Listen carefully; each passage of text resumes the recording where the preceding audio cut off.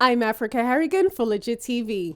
Members of the Committee on Education and Workforce Development, led by Senator Jean Forde, conducted a two-day school tour on St. Thomas in which lawmakers were able to assess conditions of the schools prior to the opening on Tuesday. The purpose of the tour, yes, we started yesterday and today, is to really make an assessment of what the schools, the conditions of the schools.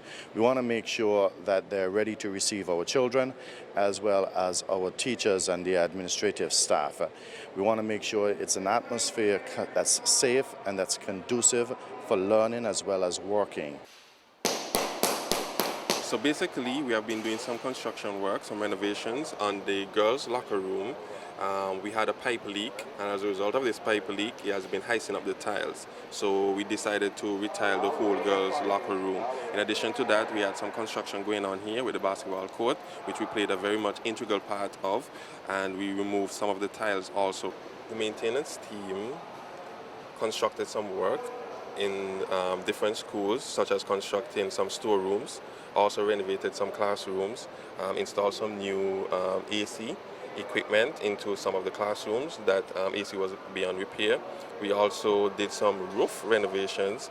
In addition to roof renovations, we did some classroom repairs in terms of painting inside classrooms. As a result of painting the classroom, we also refurnished some of the furniture for the teachers, preferably, and that's basically generally what we really did in majority of the schools.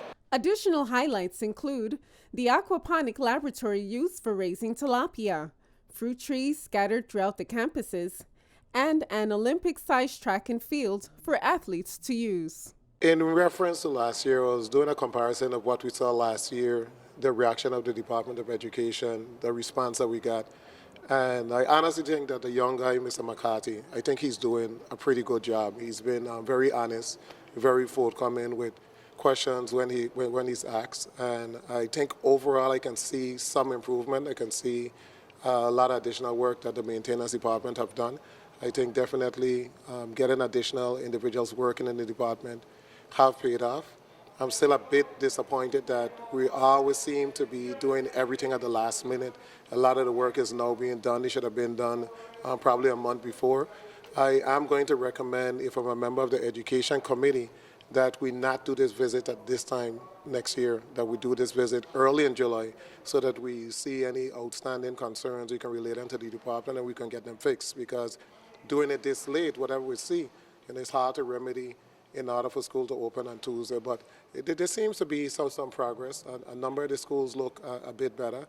I am disappointed with the custodial staff. I think that the supervision of the custodial staff throughout the summer is lacking. Additional challenges includes the need for brand new kitchen appliances, removal of outdated machinery, and the replacement of cafeteria furniture. As it relates to what we need to do in improving our schools, we recognize that many of our aging school plans require demolition and new construction, because we're putting in millions of dollars on an annual basis for maintenance at the end of the school year. However, our school maintenance on a yearly basis, month by month, is lacking, and as a result we pay at the end. So we need to relook at how we maintain and likewise the needs of our educational system. Some lawmakers were also concerned about the safety of the schools, specifically the Joseph Gomez Elementary School.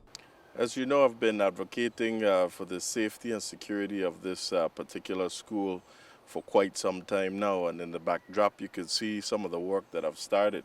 The last incident, the last unfortunate incident that we had out here took place about July 26th. Today is August 31st, and I am not sitting well that this project has not been completed. Here it is, we are 1 week away from school starting.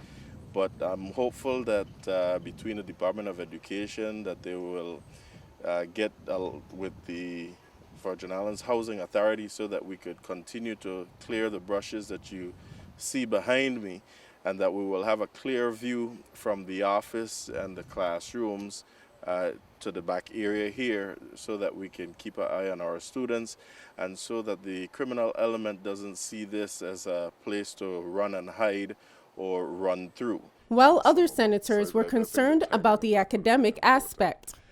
When we visit the schools, I know that there's a tendency to focus on the physical plant because those are the things that you see right there. You know, you see a bathroom that needs to be cleaned, or you see, some kind of decay or whatever the case may be.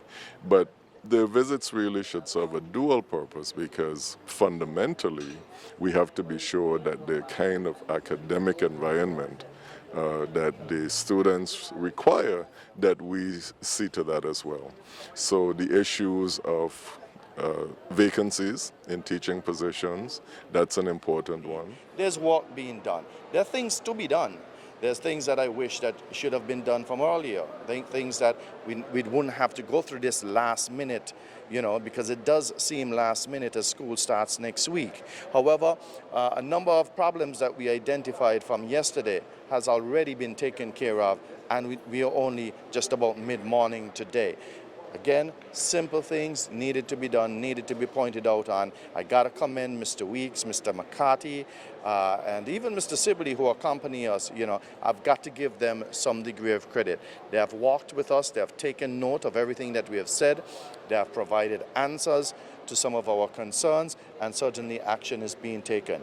By no means this is it. We are certainly going to follow through.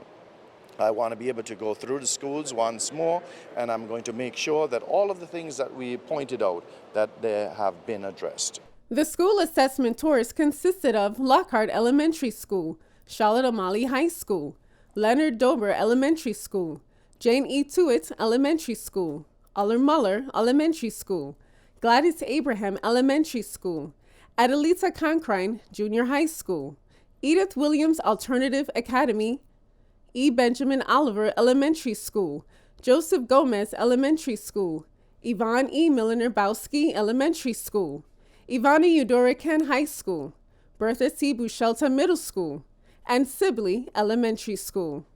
Thank you for tuning in. I'm Africa Harrigan for Legit TV.